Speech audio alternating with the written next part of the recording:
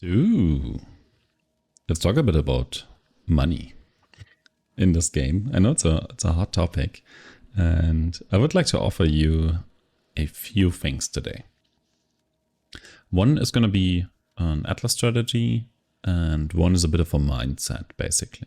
So, there's a lot of best strategy, right? In terms of what's the best currency strategy, this and that, and yada yada. This is not going to be it. It's really not going to be that. First of all, I think the best strategy is never going to be solo, right? So please don't get baited by any best strategy. The best strategy involves a lot of people, traders, very specific strategies. Not the topic of this video, right? Also, what's not the topic of this video is having a very specific money strategy for this game, right? Like making a build, having a progression plan, leveling plan, having all that laid out to do one specific thing a lot, right? And in general, doing one specific thing a lot is one of the key things to money in this game, for sure, but it's not about these super hyper specific strategies. This is going to be for people that do not have that just want to play the game, that want to play a perfectly normal build that caps out in endgame, I don't know, in the 10 to 20 divine range maybe, right? Nothing super crazy. We're not going to get a headhunter today.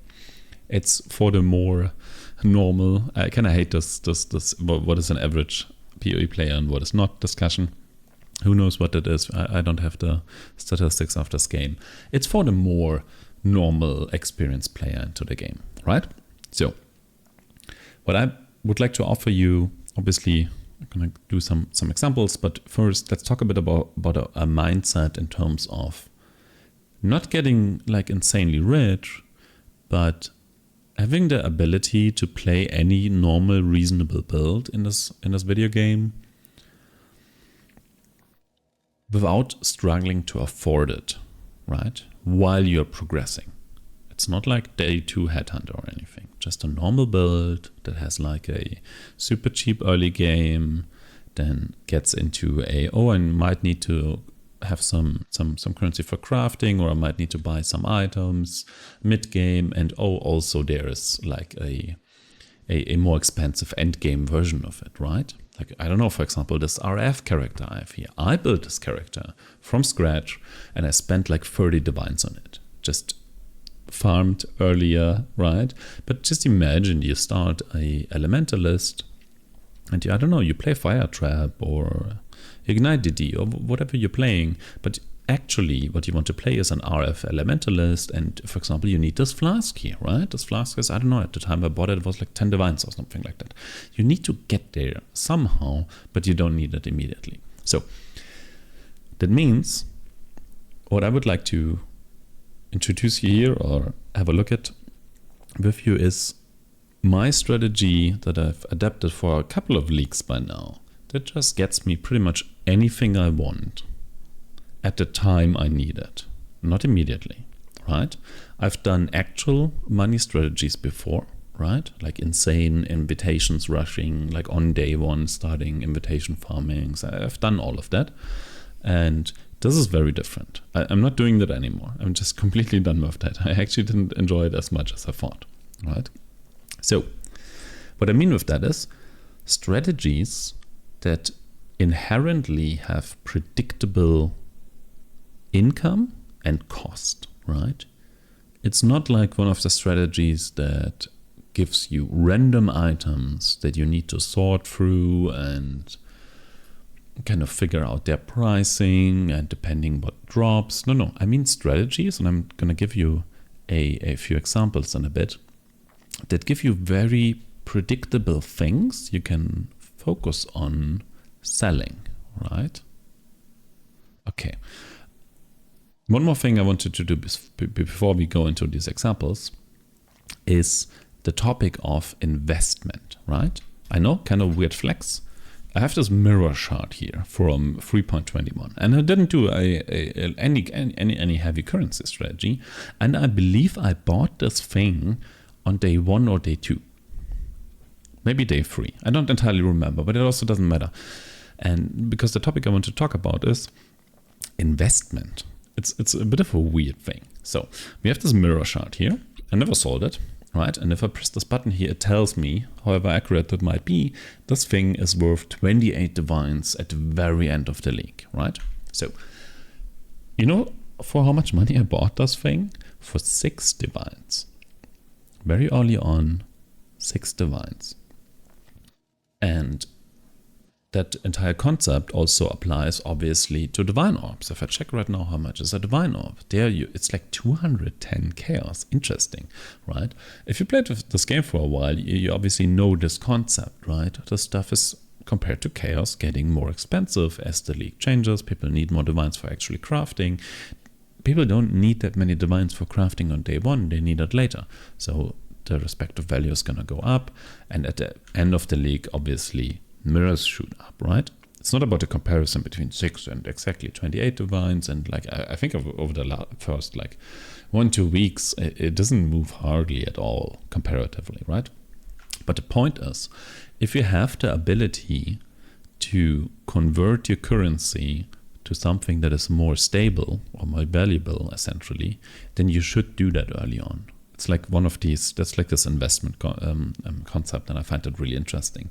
And the best thing, in my opinion, you can do, especially for long term, and if you don't need the currency, obviously, there's this whole discussion I don't want to go into about that investing into your build is obviously better because you get more currency than saving it somewhere. But if you don't need it, especially if you ideally play some kind of build that doesn't really need any currency for quite a while, because you're progressing maps anyway, you can do at the moment what you want to do anyway. It's technically always better to convert into, I don't know, for example, divines.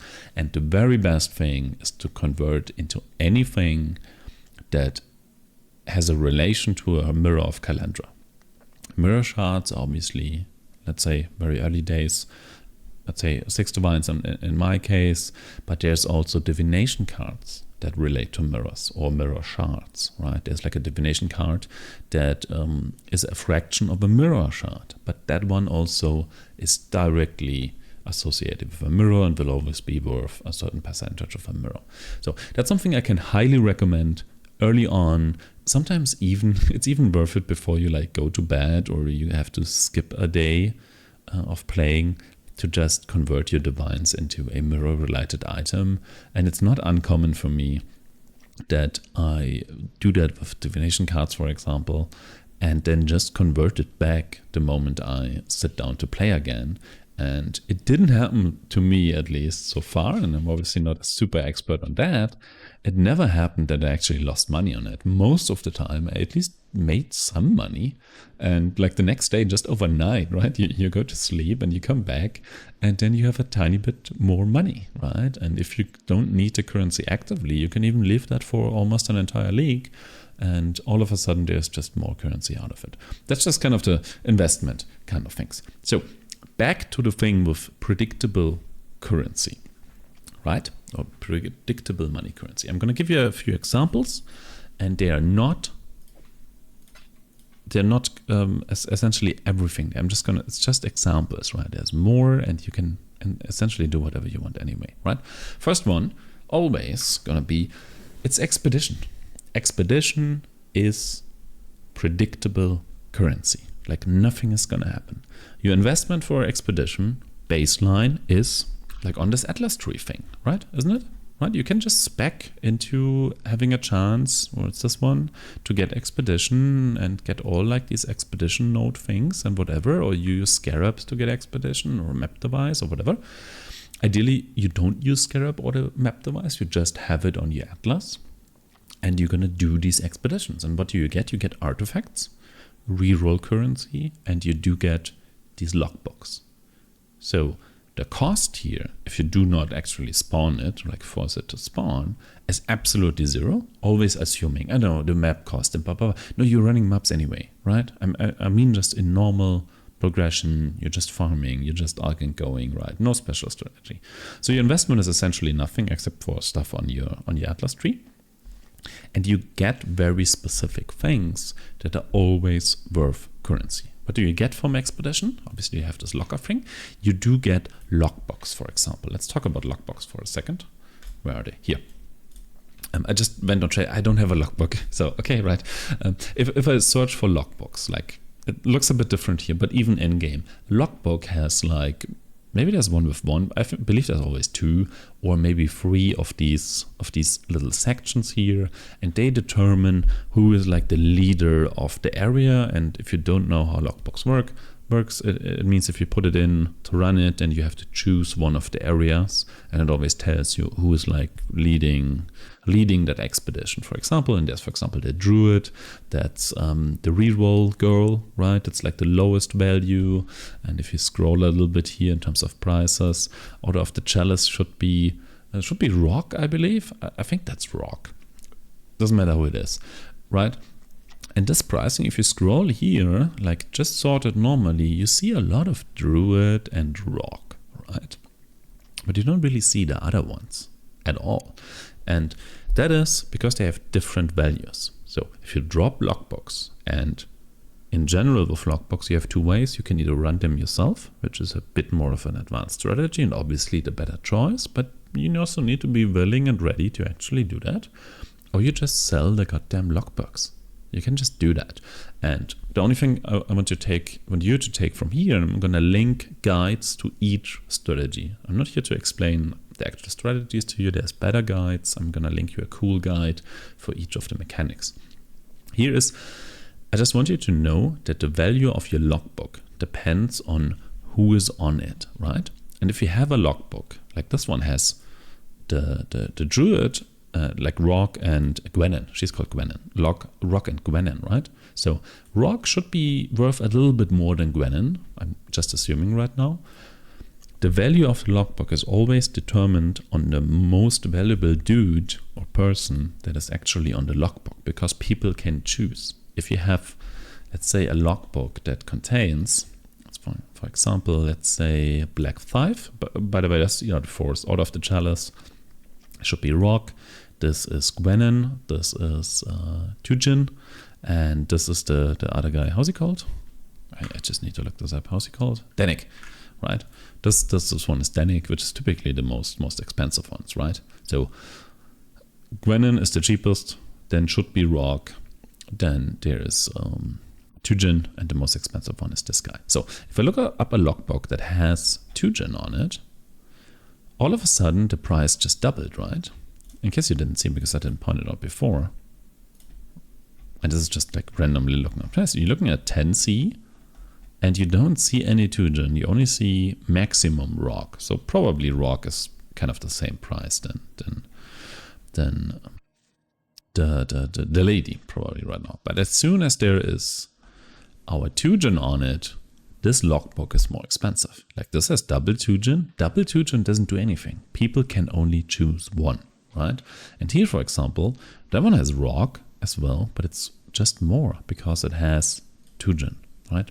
Always the most valuable member, and that member needs to be only once on this logbook, makes it more valuable. So if you search for how much do I sell this for, you always look at the most valuable member, and that's what you sell it for.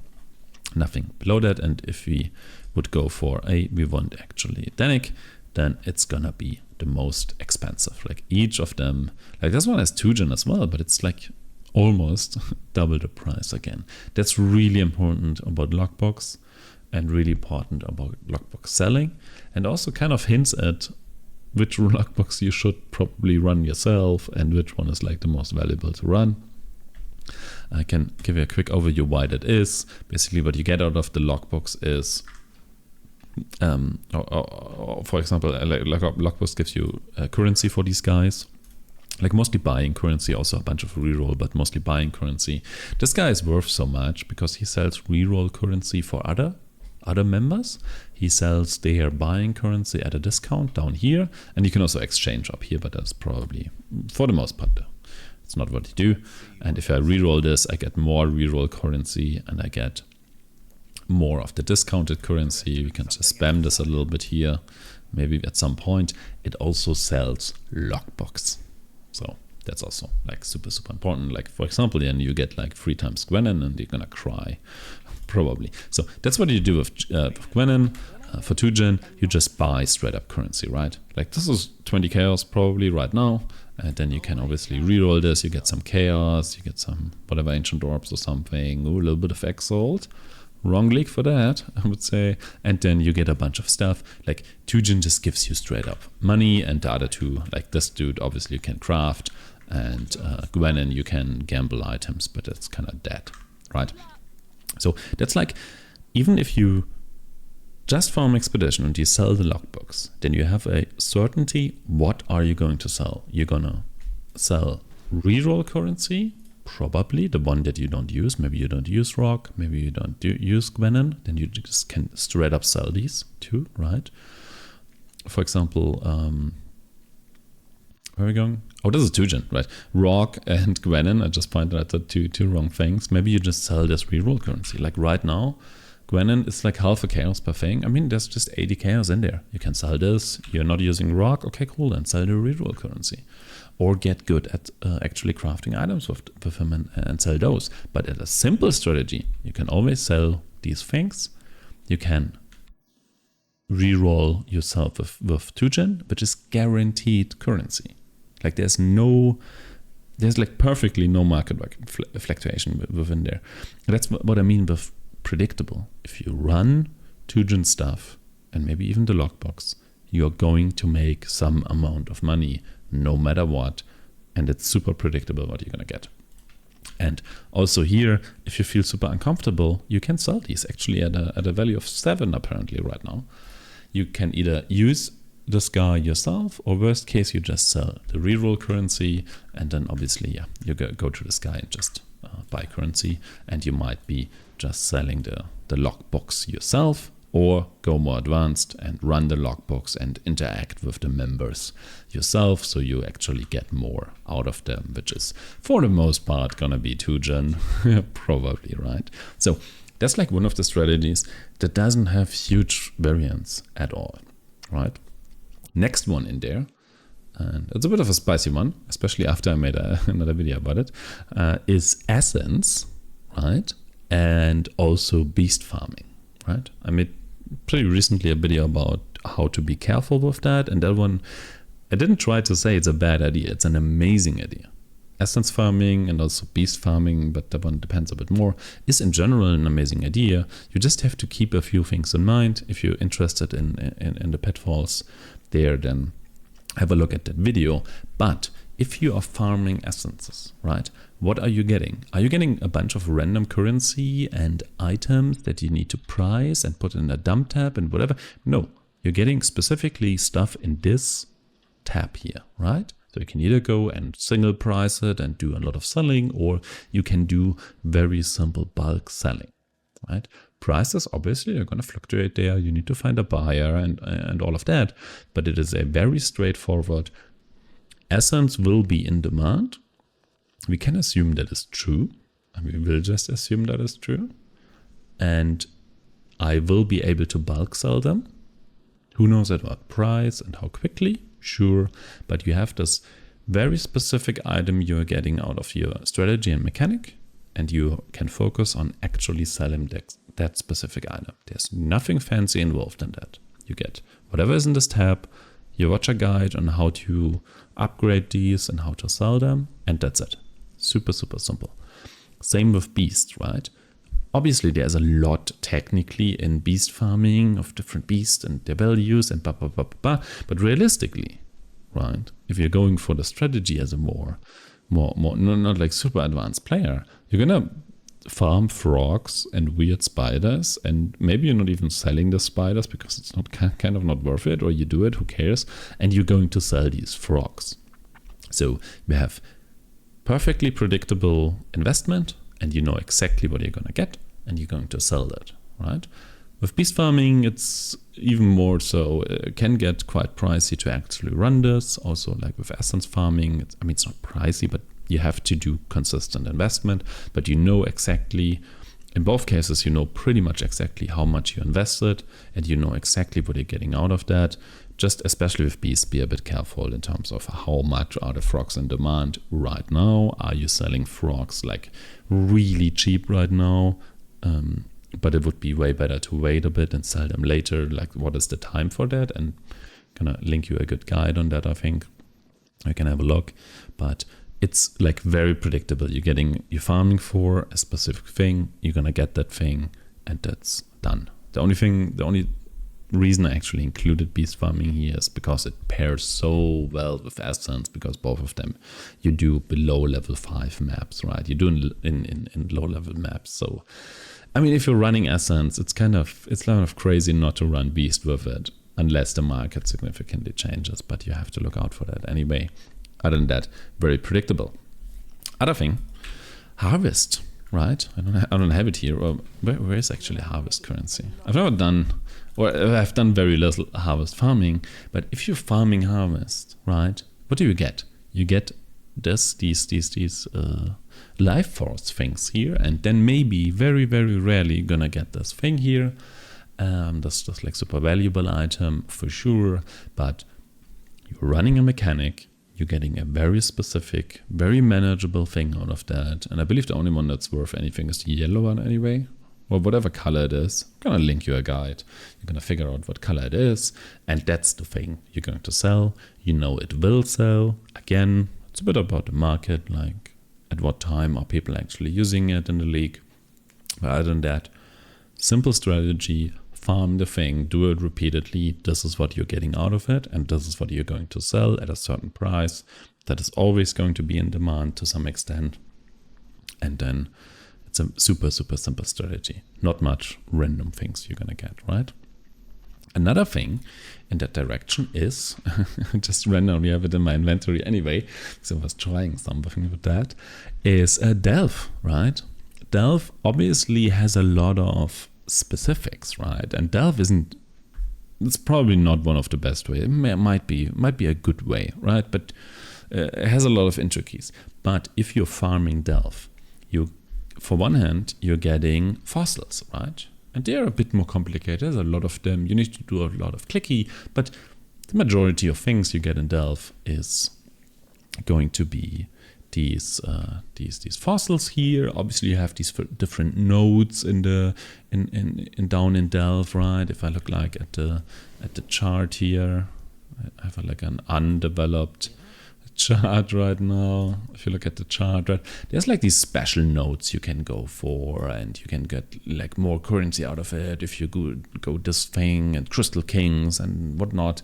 But you don't have to. You can also just more or less just Delve and get your fossils maybe, and get your resonators, for example. Like fossils are a bit random and depending on how much you do, but we can always get is these primitive chaotic resonators, because you buy them for this azurite stuff. You know this blue stuff where you upgrade your Delve tools with, like the resistance and the capacity? You can use that at Nico. Can I do this in the hideout actually? Maybe I can show you. I cannot. That's what you said. Let's go there. Like there's nothing crazy involved with getting sulfide in maps. You're gonna handle that. Maybe that needs like a scarab. Cool. Very predictable cost.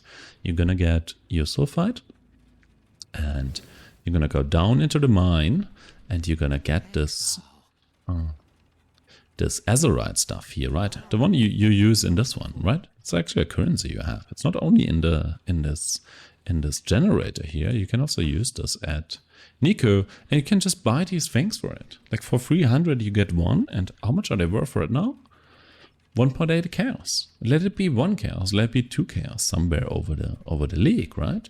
So you do the thing repeatedly at a predictable cost, and this is what you're gonna sell. Obviously there's also fossils, and that's all kind of bonus, but even doing that repeatable will always make you money pretty much no matter what, right? And I have one more example, and it's a bit of a more advanced one and probably a bit closer to, okay, you actually know what you're doing and you have a very specific strategy. But I like the example because it's invitation farming and early bossing, right? So bosses in this game, right? Let's say Shaper, right? Shaper, let's say Shaper and Elder, right? Where does that start? It starts with these maps here, right? I have some here. These are Shaper Guardian maps I have, right? And if I look at the price of this map, for example, does it tell me somehow? Whatever. Like these have some kind of value, and the specific value right now isn't all that important. But what you need to do, or what you probably want to do if you're either invitation farming, essentially, you are going to bulk buy these sets here, right? Like you always want to bulk buy full sets, so you don't spend all day on trade, and you know how much the set will cost you, right? And if you run one of each of these maps, you're obviously going to get some random loot, and you can combine this with other mechanics if you wanted to. You can do all kind of these things there, right? But what do you get guaranteed?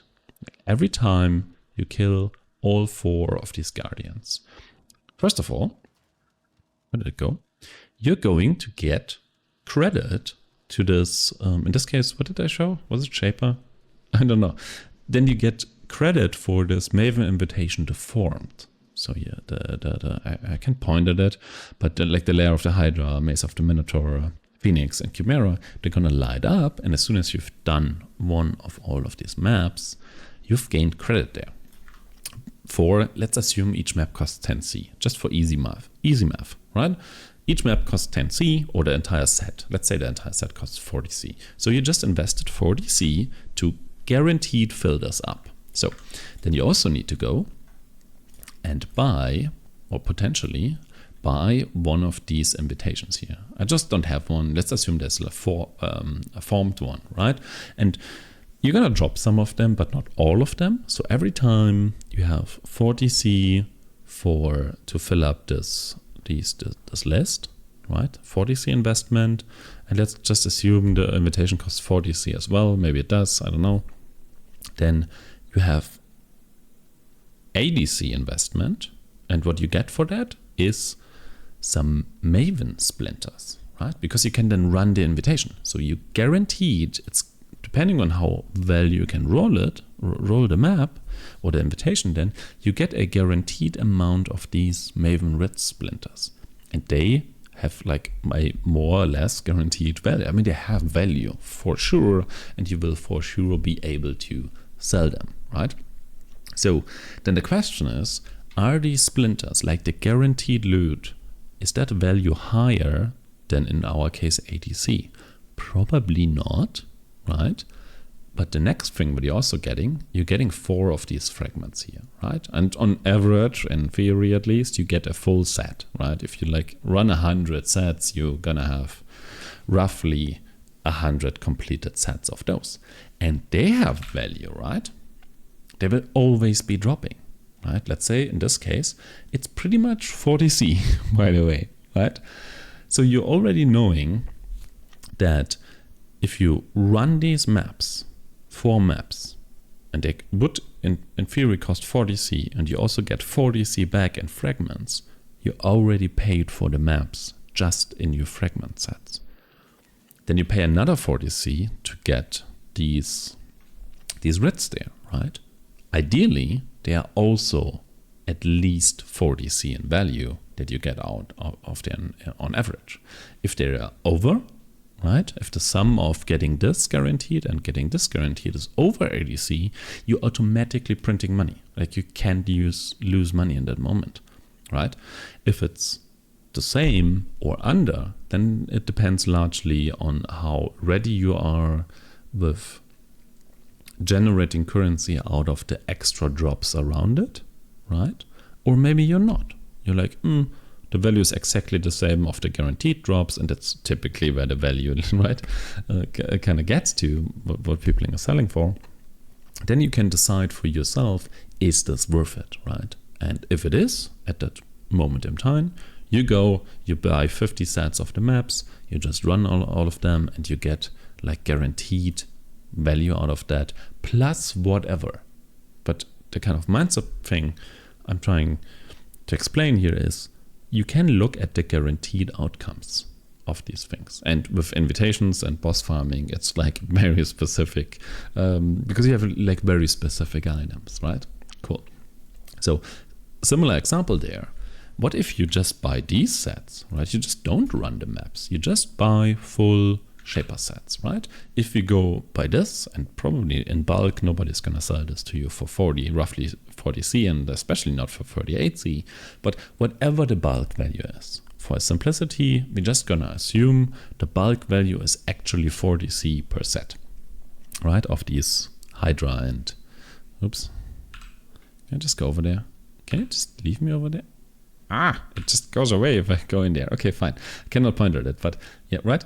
So you can buy these sets for 40C. And if you look a bit to the right, these are, like this tool is kind of cool, but it shows you like the values of the outcome of the thing you're going to buy, right? So you see there's like the fragment of knowledge and the fragment of shape, right? It's for a second, let's just assume these values are correct. You do get guaranteed one of these fragments. So if both of these values were actually true, you can buy the full set to run shaper at 40C, and you get a guaranteed drop of 77C or 75C. Every time you kill shaper, that would technically make you 30C, right? 35C, maybe even, which is really cool. And as you can see around there's again these random drops that might occur or not, right? That's just extra money. But you can judge the strategy on how much cost I'm going to have and what is my guaranteed drop that I'm gonna consistently and pretty much all the time I'm gonna get, that will also always sell, right? Also, again, obviously, like in the first days of the league, then probably these Uber Elder things are not gonna sell in bulk. They're probably gonna sell to people for completion, maybe, whatever. Just assume it's a time where it actually sells. Same story with our Elder dude, right? If you accumulate that, that's like 15, it's like 30C, a little bit less. Let's assume this is true, right? If you get a full Elder set, like fragment set for 60C roughly, let's just assume it's 60C, then if you want to run the maps with invitations, then it should better be worth less, or you should buy the map set probably below this value to get even profit if you don't drop anything extra. Same thing here, if you would spend 60C on a actual Elder set, and you can look to the right, and apparently there, right, if we just assume for a second that these values would be correct, hey, I'm paying 60C for an Elder set, but my guaranteed drop might sometimes be 18 and sometimes be 47, right? Just keep in mind, we're assuming these values are correct and they are not because of bulk selling and of set selling and whatever, right? Then you're probably in a minus, and then you have to look again at like, oh, what's the drops around there? And in this case, it would be like, oh, the Watcher's Eyes, right? Unidentified, a divine maybe probably right now, identified, nothing or way more. And then you have to decide for yourself, it's probably a bit more gambly, and this would not fit the strategy, because your guaranteed drop is, assuming the numbers are right, your guaranteed drop is less in value than what you invest, and this would be out of the question. You're not going to do that, right? So do your research on the actual prices. That's kind of the idea behind this, right? In terms of what you can farm specifically. And this applies to way more strategies. A strategy where this kind of mindset does not apply, which doesn't make it a bad strategy, but a very different one, is just like random map juicing. Like high juiced maps, running them, so much variance and kind of things you find, and you have to manage and sell and yada yada yada yada. Way more risky strategy. Likelihood of you running out of currency while trying to invest it is significantly higher than looking at things that have like guaranteed value. Like for example here, this is a bit of a hard one because these sets are sell weirdly. For example here, if you run normal Aziri, apparently you don't have, or not apparently, you do not have any guaranteed drop, but you always have a chance of dropping something, and then you can like kind of try to figure this out. Same with this guy here, right? Or the Guardians for the Ori of Destroying funny voice line dude, right? He doesn't really have a guaranteed drop, right? But apparently you're gonna pay like 40, 50 chaos per set, but what do you get out of it, right? Sometimes an Awakener Orb, is that guaranteed? Who knows? If it's guaranteed, then it's pretty much at the same value, and obviously you have a chance for other things. And let's be honest, in terms of that strategy, it just wouldn't fit, right? You're not gonna farm this boss because it's kind of gambly, or you take the risk to gamble, right? Cool. So, how does that translate into a potential strategy for League Start, right?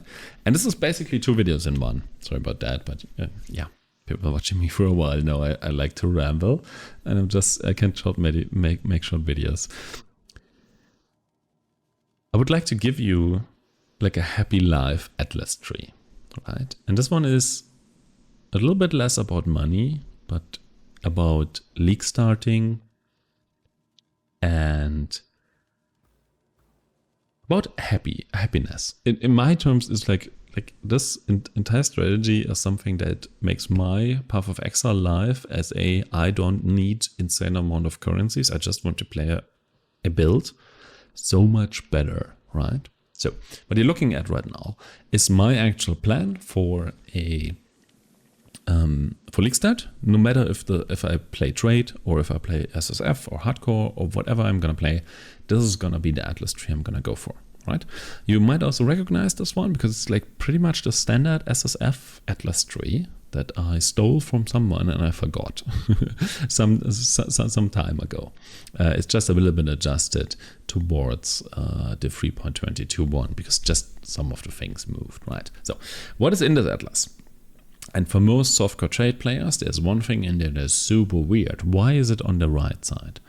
And that is June missions, right? There are a bunch of nodes with June missions. You could go even deeper on that, and there's more June missions there. Why do you need that? For money, no, you don't. But in a League Start scenario, if you catch, well, you get a lot of June missions early while you're progressing maps, and then at some point you can run all the June missions. You get your own crafts. It's like, to me, this is like super happiness to just have my own crafting bench that just can do the things I wanted to do, right? So I highly recommend to take June super early, let it build up missions, at some point farm June, then kind of invest into it more with like the more item node here, or this one is more for like building syndicates, right? So they like the leader stuff, and there, I believe, where is it? Here's even more of that. That's more if you actually want to run the safe houses and craft. That's more of an SSF thing, to be fair. But just getting June missions, getting this, and getting a shit ton of items, and just unveiling them, getting all the crafts in the game, super high value for me, super much happiness for me. I don't need to go to TFT and talk to people, so they craft things from it for me, right? So if you don't need that, right, then cut this entire right part out and just go through the middle, and you're going to be fine, right? So with June out of the way, ignoring June for a moment, what you can do is very early on, you going to get Stream of Consciousness at some point, at least as soon as you have like a fully unlocked league mechanic. You want to get essences, right, here, there, and maybe even here, so you get the corrupted ones, right? And we're not fully farming essences now, we're just normally league starting. We're also getting Keurig, and we're getting a bunch of map sustain things, and I personally would click at least one of these wheels as well. And it's like already 47 points. You're already 50 maps deep, farming things, getting a bunch of essences, which is really, really cool. You have this, so you probably get a little bit more essence things, stuff like that. And it just means that you have enough map sustain and you have essences to craft your own things. If you like, just keep that in mind. Like, you can just craft your own items instead of relying on trade, and you're like relying on currency again, and you're just like grinding through the game so you can finally make some currency so you can buy a thing. You just take the essence you get.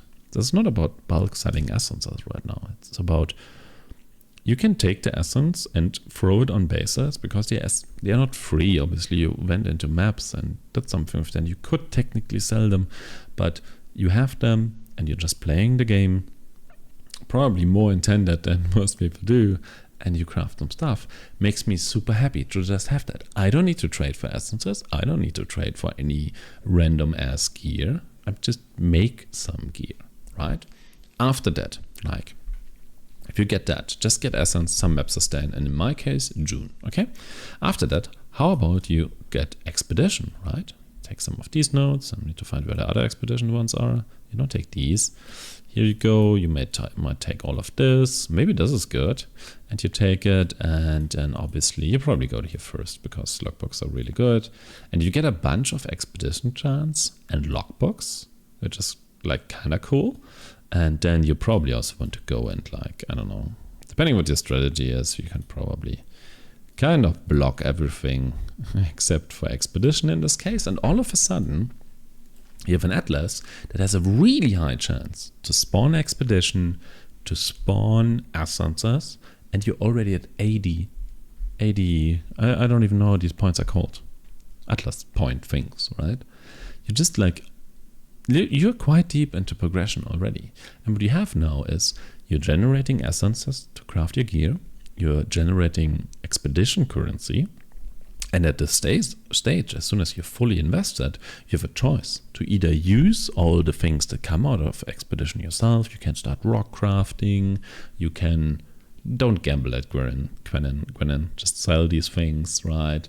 You might use Danik, or you sell his currency maybe. You maybe even sell rock currency, or you do the normal expedition thing. You gamble at 2-gen and also, or sell his rerolls, but please don't sell his rerolls. You're getting logbooks, so you're either selling them or you're a bit more advanced and then you're using them, right? So, like, is this like an insane money-making strategy at League Start? No, it's not. Absolutely not. But this is a strategy until you have like 80 points and then even further into that, right? Maybe you go into your 90, your 100 points. You don't really need trade, depending on your build and overall goals. But you can be super self-sustaining, surprisingly deep into the league with an atlas like that. And that is very different to trying to immediately spec into some kind of end game farm thing. For example, the Essence Beast thing, right? That would be a very different story. If you, like, from day one, your Atlas is kind of a chore for you, you're just mad because you don't have all these points, and you immediately spec purely into Essence and Sustain. Okay, that's what we did first as well, I get it. And then immediately go into Beast as well, and you're still kind of in white maps or maybe somewhere in yellow maps until you have all that filled out, and then you're going to try to do that farm. Like, in these hyper specialized things, you really need to know what you're doing, right? In this case, you basically fill this out, and then I have like a this is my framework atlas, bit heavy SSF focused, right? If you have this as an atlas, like baseline, then you have your expedition, you have your essence for just self-use and also getting a lot of them. You have a bunch of map sustain. I have this stuff up here. You only need this essentially. I mean, it's great. You can sell these maps, but I only have this for SSF purposes. But like, this is like a skeleton atlas that is not specialized in farming anything super specific, except for, at least for the most part, expedition. I also just see that this is wrong. And basically this, like, base atlas, unless I'm doing a specific farming strategy, gets you enough currency to do pretty much anything you want to in the game, right? So, highly opinionated, I get it, and especially if you are somebody that is hyper-focused on a specific strategy. I'm not trying to talk you out of anything. It's more like a mindset idea thing I would like to plant with people that don't have that yet, that might be a little bit less experienced, and that get really lost on League Start and get hyper-focused on League Start on having to do some high-end farming thing, and then you might look to Twitch or look at a video, and I include myself there. If somebody that doesn't have all that much time looks at like a day 3 video of me, then I'm probably going to be farming something very specific at that point, and it easily makes you feel like, oh, I need to do this as well. Other people are doing this very, very early. Like I'm on day 5, I'm still not doing anything. Yeah, but they also played like 18 hours a day. So calm down. And they have done the progression already, right? And you're still in the middle of the progression.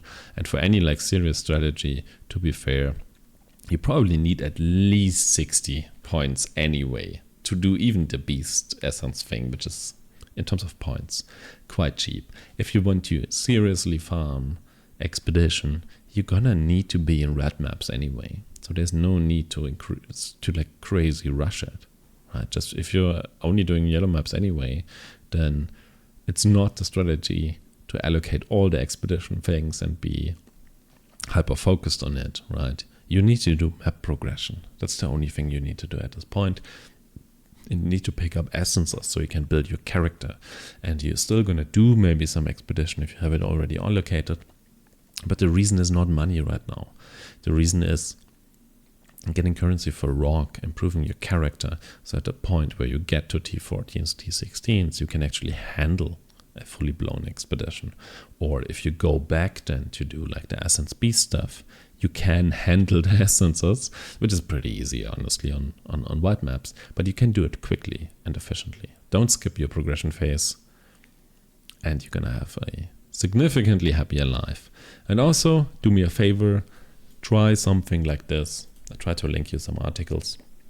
Try a tree like this. Try to do a bit of June. Try to do essences and actually use them. And I'm pretty convinced you're gonna have a way better league start than when you try to rush some crazy currency strategy that was promised to you, unless you know what you're doing and you're actually doing a crazy currency strategy, then that's cool. And then I believe you're going to have a way better league start. That should be cool. So I'm going to link you a few things, including some guides. I'm going to look for guides that I feel like are that I like, essentially, about different strategies you could do in case you want to go deeper into them. But always keep in mind, if you have like one of these basic strategies, there's always also a simpler way of doing them. Expedition is a great example. Essentially, selling logbooks versus not selling logbooks. Both is fine. One is better than the other, but you also need to like it because it's a video game. Cool. Bye.